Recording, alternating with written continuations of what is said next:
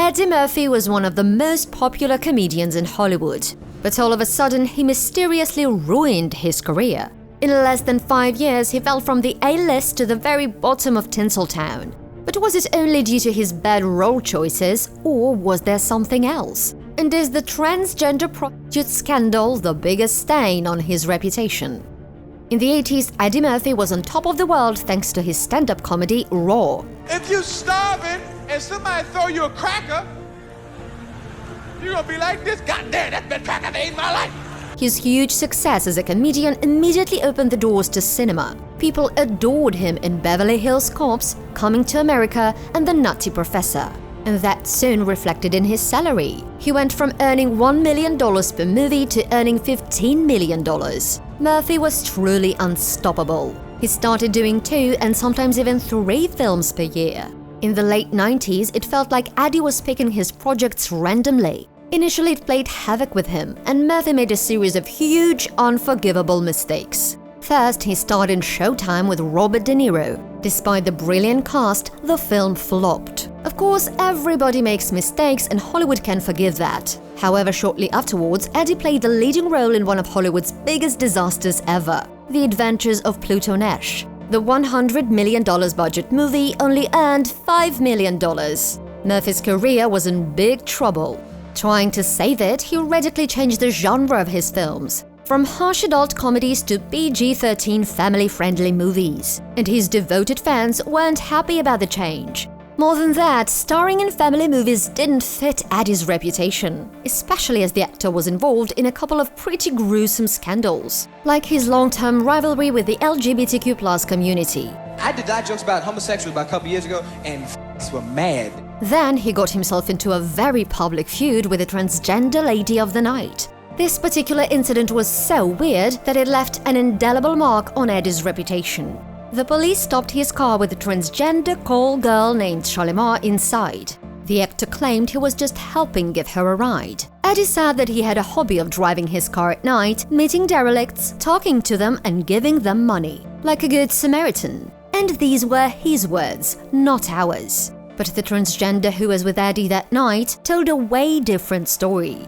She claimed that once in the car, the actor placed 2 $100 bills on her legs and asked her to do dirty things. Eddie was so outraged with the story that he sued Shalimar and the tabloid that published her interview. It became a huge scandal. What made it even worse was the fact that Eddie was married at the time, and he had 5 kids. His ongoing feud with Shalimar was seriously hurting his reputation as a family movie actor. So Eddie decided to settle the suit and downplay the conflict. But it was too late. His name was already tarnished. Somebody needed to tell Eddie too. Stop.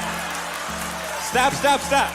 But a couple of years later, he made things even worse. He divorced his wife, Nicole Mitchell, with whom he was married to for 13 years. It is not clear if the transgender scandal was the reason behind the split, but shortly after it, Eddie jumped into another relationship and into a bigger scandal. His new date, ex-Spice Girl Mel B, got pregnant, but Murphy denied he was the father. We are not together anymore, and I don't know whose child that is until it comes out and has a blood test. His words shocked the world. As harsh as it was, it took Eddie a DNA test and one more strike against his reputation before he acknowledged his 6th kid. And while he continued going from one scandal to another and doing horrible movies, Hollywood welcomed new talents. Yes, there were plenty of young actors ready to replace scandalous Eddie, like Will Smith, for example. Great actor, great energy, and a perfect reputation. Well, at least at that moment. Oh, wow. When Eddie made his next movie, Norbit, it became clear to everyone the good old Murphy was gone. That film was his most desperate attempt to repeat the success of The Nutty Professor, where he played several characters at a time. But Norbit failed dismally. Critics hated it and people couldn't stand it either. Norbit is so bad it has redefined my concept of hell. Murphy's phenomenal talent is still on display, but mainly as an example of how he wasted it. Eddie had no choice but to admit he'd lost it. He had hit rock bottom in his career and the best thing he could do was to take a year's break and to think about his life. But his pause lasted way longer. All of a sudden, 6 years go by, and I'm sitting on the couch and I'm like, I kinda could sit on this couch and not get off it. As most people in a deep crisis, Murphy appealed to his childhood. Eddie was raised with no father and with a mother who was often ill. Because he felt extremely lonely, he invented his personal superpower shield, humor. And the more traumas he experienced, the more raw his humor became. At some point, Eddie went so far hiding behind his shield that he didn't realize he was hurting others. I was a young guy processing a broken heart, kind of an asshole. Being isolated from the world, Murphy became very self-critical. He even cringed over one of his most popular works, his stand-up act Raw. According to the actor, there were just too many mean, arrogant jokes that offended people. Eddie was no longer into that. He had changed and he desperately wanted to fix things. Fortune smiled at the new Murphy and he found his true love, model Paige Butcher. They have 2 kids together and the actor spends all his free time with them. I'm not at the center.